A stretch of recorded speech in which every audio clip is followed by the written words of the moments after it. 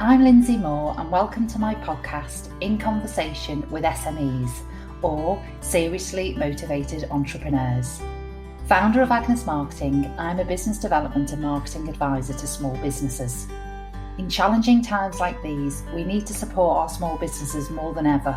So my aim through this podcast is to bring inspiration, motivation and energy to those looking to start, scale or pivot their business by hearing the stories of others who have been brave, followed their heart, kept their nerve and achieved something quite remarkable. Throughout this series, I'll be speaking to my favourite small businesses and acclaimed entrepreneurs and asking them about their highs, their lows, their wish I'd knowns, and what single piece of advice they would give themselves now if they were starting out. In this episode, I speak to Tom Hainworth of AW Hainsworth, and it was a real pleasure to talk to Tom.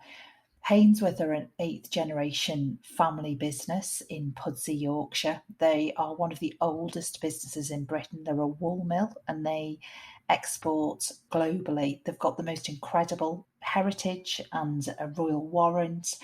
And the conversation, you will hear what they do and how they've had to innovate and constantly go after new opportunities over the years in order to remain relevant to their markets and to explore new opportunities in new markets. And Tom speaks very candidly about the advantages of working and running a family business, and also very candidly about the challenges, the unique challenges really of being involved in a family business. I know that you're going to enjoy the next half an hour or so as much as I did. So enjoy. Tom Hainworth, thank you so much for joining me today. I've really been looking forward to this chat with you. Let me just, for the people listening today, let me just introduce Hainworth, which are a business I've respected and admired for so many years. But many people probably have never heard of you. So from your Pudsey wool mill over in Yorkshire, you're an 8th generation woolen textile mill, one of the oldest companies in Britain. You have a Royal Warrant, and your strapline is the fabric of a nation. And I don't think anything could be more true, because we've all seen your cloth and we've all encountered it without even realising it. So I know that you are the people who produce the scarlet Royal Guard and ceremonial dress cloths that we see at ceremonial occasions and royal weddings. You supply the cloth for our protective uniforms and our fire services. Your cloths in Steinway pianos, on railway trains. You do collaborations with designers, and Harrods and Liberty and John Lewis stock your throws and your blankets. So you're an incredible business, and I'd just like to take the opportunity to ask you a bit about your rich heritage, really. Well, thank you, Lindsay, for that introduction. Yeah, I mean, as a business, we're a family business. We started in 1783.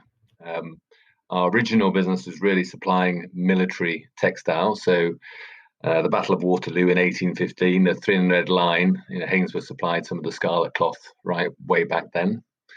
We then really were in public procurement, so we supplied into the fire service since the first Metropolitan Fire Brigade started in 1866.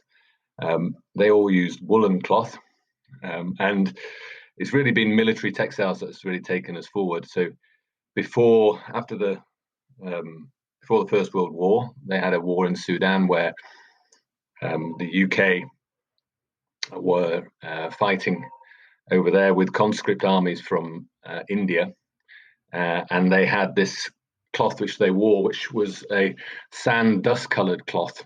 And they came back to Europe and they said, we'd like this sand dust coloured cloth for fighting battles in Europe.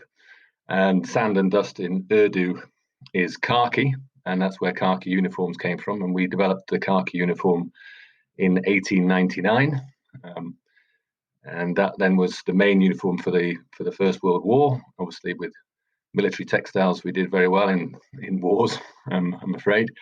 And then we after the wars, our fabrics became in less demand for woolen cloth, and they became the ceremonial uniforms of the British Army and other royal households around the world. So We do the Swedish, the Norwegian, the Dutch royal households, as well as the UK. And demand reduced, so we thought, well, we have to do something to maintain our business. So we really started the process of diversification, and we looked at where are woolen cloths used, and how can we continue with our business as a family concern. We were fortunate because, in effect, we were relatively small, and after the war, demand reduced so rapidly that the larger organisations and larger textile mills, which dominated Bradford, really struggled, because the number of employees and the size of the operation meant that it was difficult for them to reduce like we could. So we managed to therefore pick up other areas of business and areas of expertise where our craftsmanship and skill really resonated. So we moved into billiard cloth and piano cloth, and as you mentioned, we supply Steinway, and that technology in effect is the same technology that we use to felt fabrics, which are used for the ceremonial uniforms outside Buckingham Palace. The red scarlet is a felted cloth. It's woven wide, we weave up to 4 meters wide and felted down to about 1.5 meters. And that felting skill and the technical ability and the craftsmanship to be able to do that is fairly unique to us, and allows us to hold specialist niches for woolen cloth for high-end markets like pianos and billiards and ceremonial uniforms around the world. So, that really takes us through to... That's quite a history. When you said you started diversifying, what sort of period of time was that AW Hainsworth started diversifying? Well, we really did that in the 50s and 60s and 70s. I think the opportunity came to pick up specialist markets then because of the decline in the UK textile industry. We weren't immune to that, because obviously our military sales were reducing considerably. So we did have manufacturing capacity and skills available. And we then, we took on these speciality woolen areas, which have served us well today. But really, it's all about maintaining relevance. We have a fabulous history and heritage, but you've got to be relevant to the modern world. The markets for Steinway pianos, for example, we do 100% of Steinway's woolen felted cloth, and that's the technology that controls the pressure on the key. It is, if you're a concert pianist, it's all about touch and feel, and the bit that gives you the touch and feel is the woolen cloth that comes from Hainsworth. And if you think about billiard cloth, if you're a professional billiard player and you're playing on a slate bed, at the highest level, it's about touch and feel, and the consistency of the billiard cloth is what gives you the best touch and feel. That is a mature market, but we have a very strong, dominant position in that market, and we have the best technology that's relevant today as it was 20 years ago. We keep improving it marginally, but the market's still there, and the demand for that product is worldwide. So we supply into, our biggest market is China, actually, for billiards and pianos, and they're the biggest consumer of billiard cloth and piano cloth, and the premium market is actually our brand.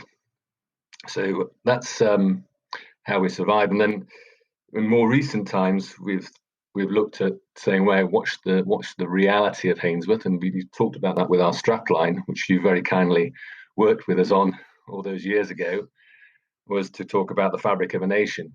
So we're now more into not just woolen cloth, but actually fabric per se. So we do non-woolen, so we do worsteds and aramids, products called Nomex and Kevlar, which go into protecting individuals from heat and flame, and also go into aviation and rail, where there is a high risk of fabrics burning, and we can bring an aesthetic and a look and a style to those products, which is unique. And that's really about creating those fabrics. So we're really about weaving fabrics for specialist niche applications that are interesting now and in the future. You're in a very niche area here, aren't you? I imagine, with extremely few competitors globally. Yes, textiles is a huge market. It's a massive market globally. It's probably, if not the biggest single market. We think about everything we touch and wear and have around our homes, or when we travel. But we've really focused on niches within that market and being really specialized in a few of those niches, and trying to get an in-depth understanding in those markets. So focus is really important to us, and having technical people that can understand the market, but also utilizing our diversity to bring forward innovation is what makes us different. So we can cross-fertilize ideas. I've talked about pianos and billiards as an example there, but also in aviation and fire protection for firefighters. There is a cross-fertilization of technology, that one works in aviation and keeps the internals of the plane safe, and the other one actually protects our firefighters. And it's a similar technology, double cloth, triple cloths, that allow us to do that. So, but we can only do that by having individuals that really understand the requirements of the market and have worked in that market for a period of time to be able to innovate and bring forward products that are relevant and the best in market. In terms of finding people to come in and learn those skills, because I know you're in Pudsey in Yorkshire, do you find it easy to find people? Certainly when I started 28 years ago, something like that, in textiles, I think would I have suggested to my friends and family that textiles is the right career? I don't know whether I would. I think the business and the market and the demand was in decline, and I think you were not really attracting a lot of young people into the area. It's slightly different with fashion. There's a lot of people coming out of fashion colleges, but really understanding the technical nuances of different textiles and fibers is a limited pool of people that have that skill now. So we really have to set about having a long-term training program within the business that brings people in, we do this with family. They have a 2-year apprenticeship where they work throughout the business, but they also work in, we try and put them in competitors and customers and suppliers, and they do a week in different factories, and it gives them a broader understanding of the business and the context in which Hainsworth sits, and brings that knowledge forward, and meant to make sure that locally in our area in West Yorkshire we keep as much of that skill here as possible. As I said, it's a global market, and if we lose the element of that craftsmanship and that skill and that knowledge out of our area, and it goes to China, we lose the whole skill. So we have become a lot more collaborative and supportive as an industry, and we try and work with our local competitors and local suppliers to make sure that that skill set is retained in Yorkshire, and gives us a longevity that is important for a family business, and it's important to me personally that it allows us to go on to the next generation in a strong way.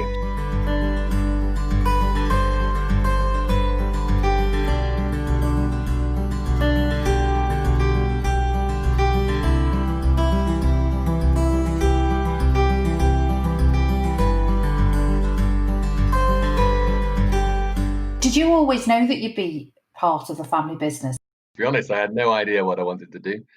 I did chemical engineering. I worked in Germany for a company called BASF for a bit, came back to the UK, and I think my dad said, well, there's a role here. We need someone to help us with our quality systems. And it was a time, I don't know whether you've heard of BS 5750, ISO 9001. That was just coming into force, and they needed someone to help install that across the business. So that's what I did. I worked with a team of consultants that we had at the time to implement that, and it's a great way to learn about the business, because again, you write processes and procedures for each part of the company. So that was my way in. I can't say I was particularly brilliant at it. I mean, I think I was fairly systematic, but it allowed me then to think the bits that I enjoyed, and what I enjoyed was the commercial aspects of it, and the brand building parts and really the strategy part. So I was very lucky then to be able to lead a small part of the business at that time, which was the protective technology business for firefighters. And that allowed me to work with companies like DuPont and W.L. Gore, who actually were pretty inspirational at that time. We had a very, very close partnership. And the way that worked for us with DuPont, we would really be their innovative partner. They're a massive global American business. I think they do about $25 billion turnover. But little Hainsworth could be their innovator in fire protection in the UK, and it allowed us to really get under the skin of the market and understand the details of innovation and fibre. And I worked with them and had my secondment was over to live in Geneva and work in their laboratories, which wasn't a bad secondment. That's pretty good. On research and development for FR protection for fire brigades. So that was really my route in, and I really enjoyed that. It was a great way of learning. And Gore today still remains one of my favourite businesses. I think W.L. Gore is a family business, third generation, and they have grown to about 3.5 billion in 3 generations, all through innovation and bringing new products to market. And I was lucky enough to partner with them on developing protective technologies for riot police. And it gave me a real good insight into how they manage their business and their collaborative approach and collegiate teams that they put in, and how they empower the individual to really make a difference. And for me, that type of culture has always been something that's inspired me, and what I would like to see sort of embedded within Hainsworth in order to give it longevity. I think, certainly it's the flexibility to change and maintain relevance. I think I talk about relevance quite a bit, but how you manage your teams is also different, because my kids have a different upbringing to what I had, and you've got to therefore be flexible and reflective of their skill and the way they work and the way they engage, to make sure that you as an employer are relevant to them in the future. And when I started in Hainsworth, it was a very hierarchical type of structure. I think my dad was called Mr. David and my uncle was called Mr. John, and you basically doffed your hat when you came into the room, and it was very, very much the senior people ruled the roost, and what they said went. Not that was wrong, but it's not necessarily relevant to now and to how we now need to work. And the agility of our business is really important, and therefore the engagement of individuals that you can attract the best. You need to give them space to succeed, and you need to give them the framework in which they can make a difference. That leads me on to another thing I wanted to ask you. So you're obviously managing director of a multi-generational family business. Well, I'm actually not managing director now. Oh, I apologise. No, I did. I did that for 16 years. I stepped down in 2015, and we set up a collegiate board, which was another bit of my experiment to drive agility. And the collegiate board means that little parts of the business are then led by individuals, and then we get together as a board, and have the idea being that we empower each individual, and that works pretty well when the business is growing. That's pretty good, because you can get on with it and you can move things forward fast. As we're now in this COVID crisis, it then becomes actually very difficult to manage in that way, because you need to drive individual. You need someone at the helm to really be accountable and have the authority to make the hard decisions that are necessary. So, but it's been a bit of an experiment, which has been the last 5 years been pretty successful. So at the moment, we are now actually going to go out and trying to find an MD to lead the business going forward, as we as a family want. As a multi-generational family business, the governance of the business is really important, because any MD needs the authority to lead, and the ultimate provider of that authority is the owners and the shareholders, and they need to be able to give that authority in a structured efficient way that means that all the shareholders, especially when you've got multi-generational families where the shareholding becomes fairly spread, are heard.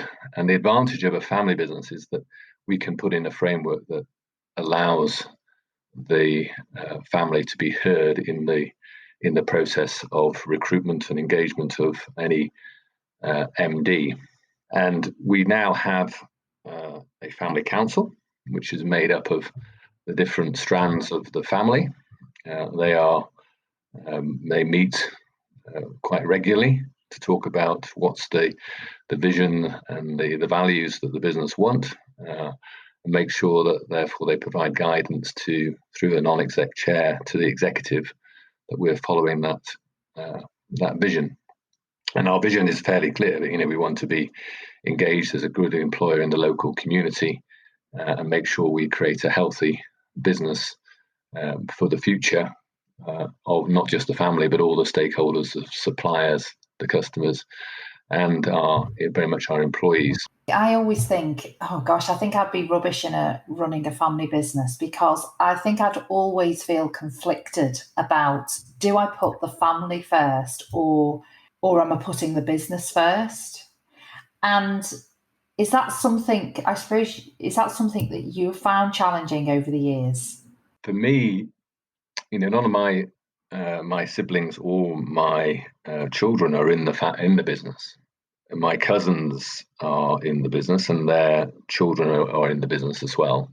So, for me, to put the business first is relatively easy.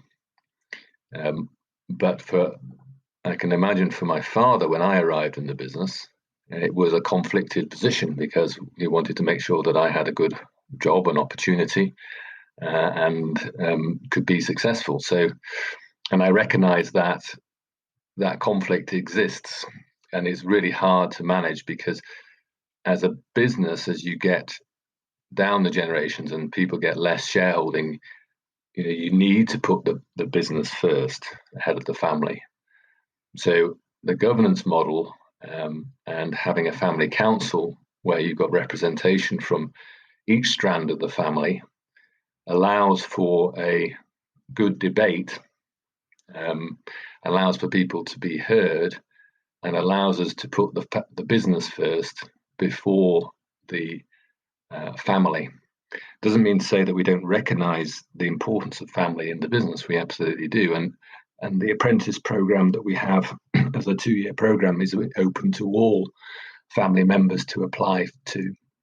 And we are very keen as a family council and an executive board to get family members into the business to go through that apprentice programme so that we do have longevity. But it does need to be done with the family or the business in mind as the first priority. What would you say are the biggest challenges that you face operating within a family business? What do you find the most difficult? I think it's what you touched on, the challenge of managing your own family. If you've got your own siblings in there, what's the purpose of the family business? The ultimate purpose isn't just to provide employment for your children. The ultimate purpose is to provide a successful, well-organised and well-run organisation that enhances wealth in the local community and the well-being of the local community beyond that of just your family. And I think the challenge is getting all the family that work in the business to also align behind that purpose.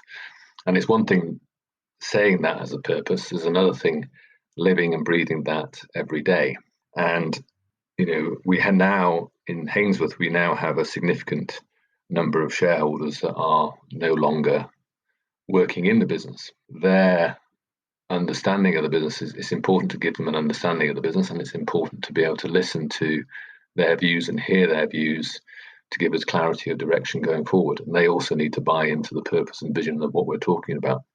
So marrying all those things together is really important. And having, I know I talked about it before, the governance, non-exec directors and family council is vital in making that work.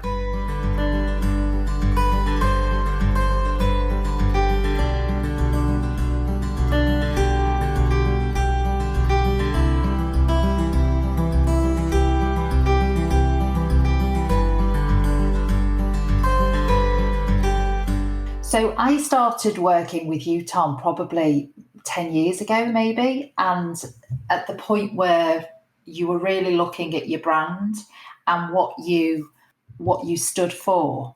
How important is brand to you now, and what does that mean to AW Hainsworth? Well, brand is the essence that actually brings the whole company together. It's far more than just what is communicated to the customers. It actually allows us to align behind a purpose. So, and that drives, if you've got good purpose and everyone believes in that purpose, that drives motivation. And if you've got a good brand that resonates with the market, that leads to great opportunity. And the things that make business successful are when you've aligned high motivation with high opportunity.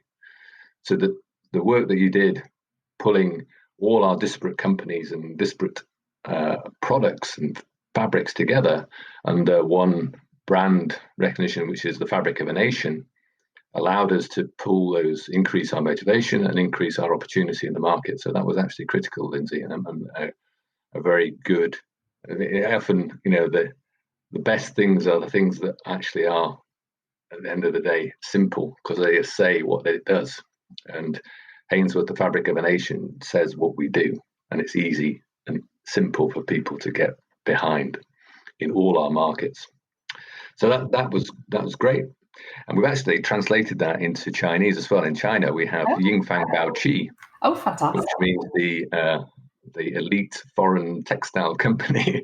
And China actually do that as a way of branding businesses. They tend to call the name of the business by the descriptor. And we've seen our market share in that part of the world by taking that idea and that story also grow. Yeah, I mean, I found that whole period fascinating working with you, and I work with other small businesses as well. And obviously being entrepreneurial businesses, not just family businesses now, but generally small businesses, often they'll go with opportunities over the years, and they'll, at the point where I sometimes talk to them, they can have quite a diverse offering. And what they're struggling with is their point of difference. So in terms of the whole point with brand, for me, when I worked with you all those years ago, it was finding, you did have a global, very diverse brand in lots of different markets and sectors, but you had a commonality. You had a huge heritage for starters, but with many businesses, they'll all have a common thread, which is what's led them to all of those opportunities and those diverse clients and projects that they've worked in. And for me, the purpose of brand is really to understand what is the common thread that brings that together, because often it's about the way they work or the ethos, or like for you, wool at the very heart of it and what you can do with wool. And that's what I find so fascinating about brand, and they're probably the projects I enjoy the most, which are looking for the common thread, really. Because like you say, if you can all unite up behind something that's distilled down into something quite simple but meaningful across the business, you've cracked it, really.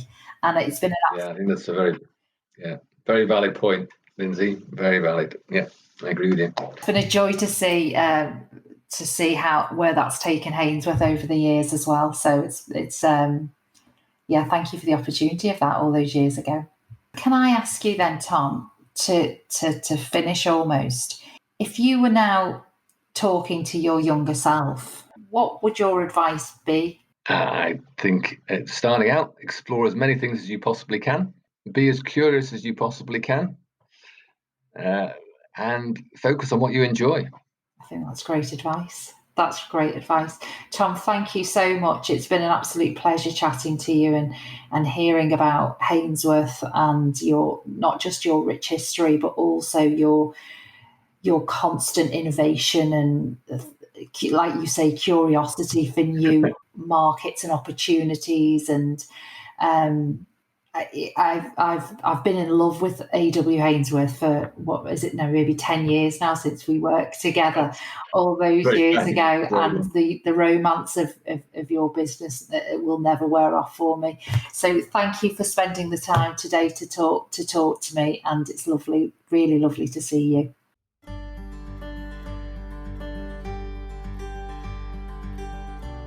Thanks for listening.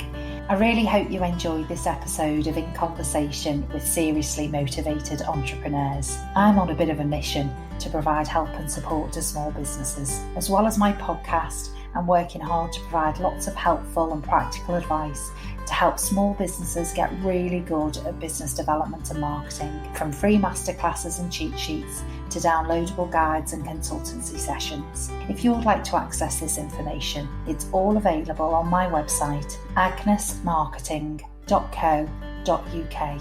And if you'd like to join our Facebook community of other small businesses looking to access and share marketing advice, tips and support, please search for Agnes Marketing on Facebook. And would you mind if I ask you something? If you've liked what you've listened to today, can you please rate, review and subscribe to this podcast, as it will help other business owners to find it, and it might just provide the inspiration and motivation they need at this moment in time. Thanks so much.